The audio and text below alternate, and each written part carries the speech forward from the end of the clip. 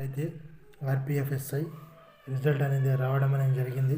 కాబట్టి మనం ఎంత కట్ ఆఫ్ పోయిందనేది చూసుకుంటే యూఆర్కి 75.96, అదేవిధంగా ఎస్సీకి 68.995, అదేవిధంగా ఎస్టీకి 69.27, ఓబీసీకి 73.1054, ఈడబ్ల్యూఎస్కి 72.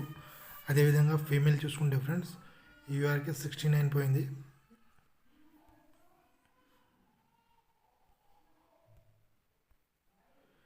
ఎస్సీకి 65, అదేవిధంగా ఎస్టీ చూసుకుంటే 62 ఫీమేల్, అదేవిధంగా ఓబీసీ చూసుకుంటే ఫీమేల్ 70 పోయింది, అండ్ ఈడబ్ల్యూఎస్కి 71,